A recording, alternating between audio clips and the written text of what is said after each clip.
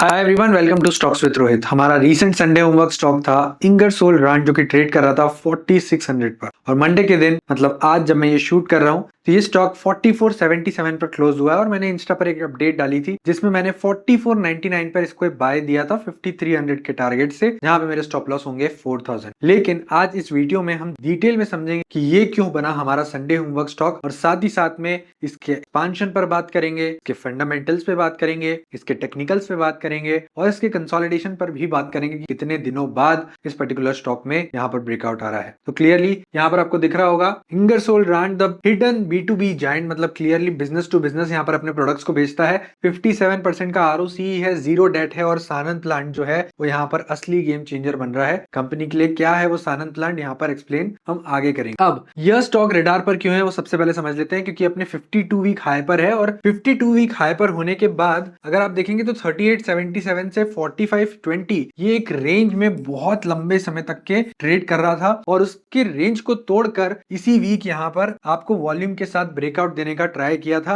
अब रीटेस्टिंग के पास आया है और मुझे लगता है रीटेस्टिंग के बाद वापस से अपसाइड आपको दिखा सकता है। Best in class returns 57% ROCE है और 43% ROE है। एक्सेप्शनल कैपिटल एफिशिएंसी है मैनेजमेंट की, और ये रीजन बन जाता है कि यहाँ पर हमने इस पर्टिकुलर स्टॉक को क्यों चुना। क्लीन है बैलेंस शीट, जीरो डेट है, और क्लियरली यहाँ पर अदर इनकम एज सच उतनी हाई नहीं है as compare to the business income. Company का बिजनेस ग्रो करते जा रहा है, ब्लूम करते जा रहा है, और कंपनी ने Q1 FY27 में हाईएस्ट जून क्वार्टर दिया है हमेशा का, मतलब सेल्स ऑल टाइम हाई दी है अभी तक के जून क्वार्टर। अब समझ लेते हैं इंगरसोल रैंड करता क्या है। देखिए बिजली बनाने के लिए यहाँ पर क्या यूज होता है, कंप्रेस्ड एयर यूज होती है। सिंपल एनालॉजी है, जैसे किसी भी फैक्ट्री को चलाने के लिए बिजली इलेक्ट्रिसिटी चाहिए, वैसे ही अब समझते हैं इंगरसोल रैंड करता क्या है। देखिए सिंपल एनालॉजी है, कोई भी फैक्ट्री चलाने के लिए आपको यहाँ पर इलेक्ट्रिसिटी लगेगी, लेकिन उस फैक्ट्री में जो मशीनें होती है उनको चलाने के लिए आपको कंप्रेस्ड एयर लगेगी। कंप्रेस्ड एयर कौन बनाता है? इंगरसोल रैंड बनाता है। ये एक एसेंशियल इंडस्ट्रियल यूटिलिटी है, और ड्रिलिंग, पेंटिंग, फार्मा, सेमीकंडक्टर हर मैन्युफैक्चरिंग प्रोसेस में इसकी जरूरत पड़ती है। और इनके ब्रांड कौन कौन से हैं? Nash, CompAir, ARO. Ingersoll Rand वह मशीन बनाता है जो यह हवा पैदा करती है, और क्लियरली यहाँ पर हवा बेचती है ये पर्टिकुलर कंपनी। लेकिन 2 लेयर का रेवेन्यू मॉडल है। इक्विपमेंट सेल करते हैं, ये वन टाइम का इक्विपमेंट सेल करके हाई वैल्यू कंप्रेसर्स को बेचते हैं, यहाँ से बड़ा प्रॉफिट कमाते हैं, और नए क्लाइंट्स जोड़ते हैं और मार्केट शेयर बढ़ाते हैं। दूसरा पार्ट है इनका आफ्टर मार्केट सर्विसेज और recurring income, spare parts, maintenance और लाइफ साइकिल सर्विसेज प्रोवाइड करते हैं। और असली मोड जो है वो यहाँ से आता है, क्योंकि 40% मार्जिन के साथ यहाँ पर ये पर्टिकुलर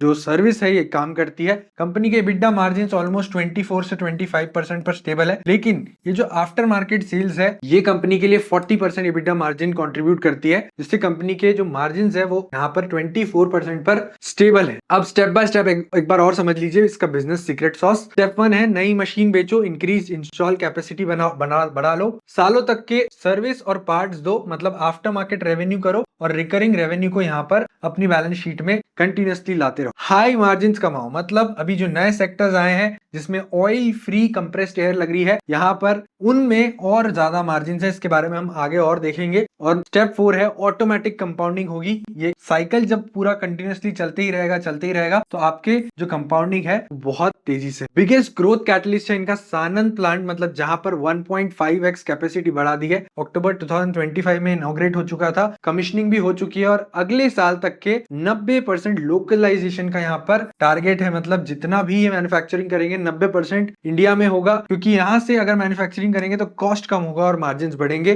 तो FY27 इंपैक्ट AGM अपडेट के अनुसार कमर्शियल प्रोडक्शन शुरू हो चुका है, जहां से डेप्रिसिएशन 4 करोड़ से 5 करोड़ तक का हो गया है, और ये है गुजरात। फ्यूचर डिमांड कहां से आएगी? अभी किन किन सेक्टर्स को अपने प्रोडक्ट्स देते हैं? Semiconductor, Tata and micron investment semiconductor clean rooms को प्रीमियम ऑयल फ्री ई सर्विस कंप्रेसर चाहिए, ई सीरीज कंप्रेसर चाहिए। तो ई सीरीज कंप्रेसर यहाँ पर ये पर्टिकुलर कंपनी प्रोवाइड करती है, जिसमें मार्जिन भी हाई होते हैं। मैंने जैसे आपको बताया ऑयल फ्री कंप्रेस्ड एयर, तो यहाँ पे सेमीकंडक्टर सेक्टर को ये पर्टिकुलर चीजें लगेगी, जहां से इसको अच्छे मार्जिन मिलेंगे। डेटा सेंटर में हाइपर स्केलर कूलिंग सिस्टम और क्लीन रूम ऑपरेशन के लिए कंप्रेस्ड एयर डिमांड की वजह से यहाँ पर फ्यूचर डिमांड आएगी। रिन्यूएबल एंड पावर में solar, wind plants and turbine manufacturing में सेंट्रीफ्यूगल कंप्रेसर लगते हैं, जो कि ये पर्टिकुलर कंपनी बनाती है। फार्मा एंड फूड में एक्सपोर्ट फोकस के कारण रेगुलेटेड इंडस्ट्री में प्रीमियम मशीन्स की भारी डिमांड अब बढ़ चुकी है, और क्योंकि हम डिजिटलाइजेशन की तरफ बढ़ चुके हैं, क्लियरली यहाँ पर आपको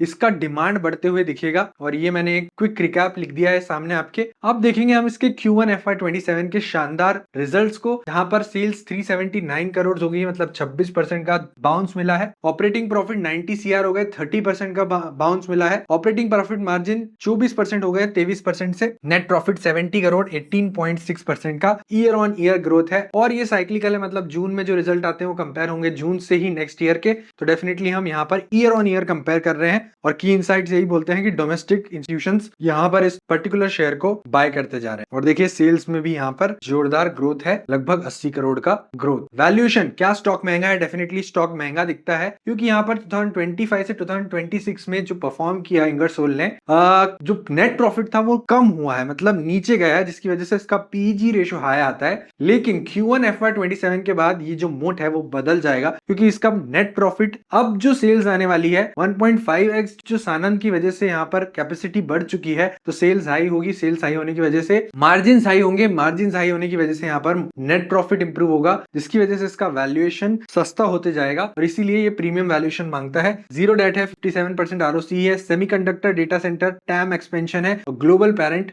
बैकिंग भी है कंपनी के पास। और इसी रीजन से 4510 का जो रेजिस्टेंस था वो बहुत सालों से कंपनी नहीं तोड़ पा रही थी, जो कि यहाँ पर इस बार कंपनी ने ब्रेक किया है विद वॉल्यूम। हम चार्ट्स एक बार जरूर देखेंगे, लेकिन अभी के लिए वैल्यूएशंस हाई जरूर है, लेकिन प्रीमियम वैल्यूएशंस यहाँ पर जस्टिफाई क्यों है ये मैंने आपको यहाँ पर लिख के दे दिया है। कॉमन डाउट्स क्या आते हैं? ऑयल फ्री कंप्रेसर क्या होता है? जहां 100% प्योर हवा चाहिए, जैसे फार्मा या सेमीकंडक्टर, वहां ऑयल फ्री मशीन्स ई सीरीज लगती है, ये प्रीमियम होती है और हाईएस्ट मार्जिन कंट्रीब्यूट करती है। सानंद प्लांट के 90% लोकलाइजेशन का क्या फायदा? अगर 90% पार्ट इंडिया में बनेंगे तो इंपोर्ट कॉस्ट बचेगी, जिसकी वजह से कॉस्ट कम होगी और प्रॉफिट मार्जिन सीधा ऊपर जाएगा। रिस्क कहां पर गड़बड़ हो सकती है? हाई वैल्यूएशन की वजह से गड़बड़ हो सकती है। नंबर 2 है एग्जीक्यूशन रिस्क। अगर कंपनी ने काम बराबर नहीं किया, मतलब ये बहुत सिंपल समझने के लिए कि कोई भी काम बराबर नहीं करेगा तो डेफिनेटली कंपनी नीचे जाते जाएगी। और मैक्रो डिपेंडेंसी, मतलब इंडस्ट्रियल कैपेक्स धीमा हुआ तो नई मशीनों की डिमांड यहाँ पर एकदम से घटेगी, which is again very rare. मुझे लगता है कि इंडस्ट्रियल कैपेक्स बढ़ता ही जाएगा, क्योंकि यहाँ पर इलेक्ट्रिसिटी और डेटा सेंटर और साथ में आपको सेमीकंडक्टर का जो डिमांड है बढ़ते ही जा रहा है। और अभी भी यहाँ पर मोदी जी ने भी स्पीच में सेमीकंडक्टर को बूम दिया है, जिसकी वजह से आपको समझ में आ गया है कि इंडियन गवर्नमेंट का फोकस अगले 10 साल के लिए कहां पर है। टारगेट्स एंड अपसाइड पोटेंशियल एक बार देख लेते हैं। बुल केस में 5800 का टारगेट निकल के आ रहा है, 40% अपसाइड अगर Sanand and semiconductor fully fire up होते हैं तो। बेस केस में 4800 टू 5100 का टारगेट निकलते हुए आ रहा है, 15 to 20% अपसाइड एनालिस्ट कंसेंसस, ये दूसरे एनालिस्ट ने भी कहा है। और बियर केस में 3000 का आ रहा है, अगर सारी चीजें फेल होती है तो यहाँ पर हमारा स्टॉप लॉस ही होगा 4000 का। तो डेफिनेटली यहाँ पे हमने बियर केस को हटा देंगे, क्योंकि हमारा स्टॉप लॉस हिट हो जाए। कंक्लूजन, द फाइनल वर्डिक्ट आप देख सकते हैं, top tier quality, best in class financials, future ready है Sanand, capacity, premium E series, semiconductor, TAM, strong growth runway, और कैटलिस्ट वॉच है। आने वाले क्वार्टर्स में सानंद प्लांट्स की सेल्स और लोकलाइजेशन से मार्जिन एक्सपांशन पर नजर रहेगी। बिजनेस क्वालिटी बेहतरीन है, बस वैल्यूएशन पर एंट्री पॉइंट का ध्यान रखे, जो कि यहाँ पर मैंने आपको आज क्लियरली का एंट्री पॉइंट भी बता दिया है, साथ साथ में हमने डिस्कस कर लिया है इसके वैल्यूएशंस के ऊपर भी। अब डायरेक्टली इसके चार्ट्स पर आ जाते हैं। यस, ये दिख रहे हैं इसके चार्ट्स हमें, और अगर आप देख सकते हैं तो यहाँ पर वॉल्यूम आए हैं अभी भी, साथ साथ में यस कंपनी रिस्पेक्ट कर रहा है अपने 100 EMA को, अपने 200 EMA को। अब जो है पिवट का सपोर्ट लिया है मंडे को, पिवट का सपोर्ट लिया है मंडे को, जो कि 4400 पे बैठा हुआ था, 4420 पर बैठा हुआ था, और यहाँ से अब ऊपर क्लोजिंग दिया है। तो डेफिनेटली यहाँ पर एक अपसाइड आने वाले दिनों में पॉसिबल जरूर है, और एक अपसाइड देने के बाद वापस रीटेस्ट करता है, एक अपसाइड देने के बाद वापस रीटेस्ट करता है, एक अपसाइड देने के बाद वापस रीटेस्ट करता है। इसीलिए रीटेस्ट के बाद ही आपको इसमें रैली देखने को मिलेगी। इसका एक बार हम यहाँ पर मंथली चार्ट लगाएंगे, मंथली चार्ट में ब्रेकआउट मार्क करेंगे।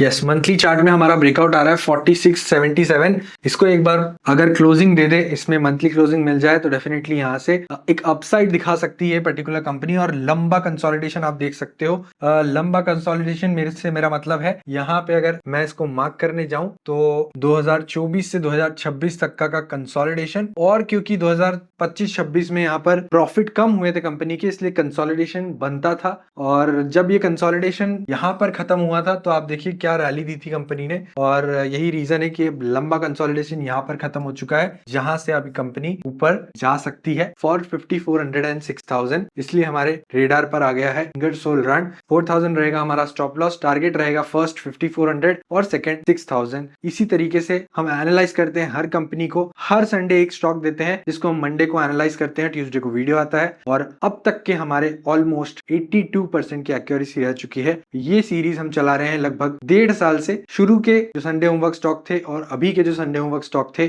इस सारे मिला के 82% की एक्यूरेसी हमारी रह चुकी है। अगर आपको ऐसे ही स्टॉक एनालिसिस चाहिए तो बिल्कुल मेरे इस चैनल को सब्सक्राइब जरूर कर लीजिए और देखते रहिए स्टॉक्स विद रोहित।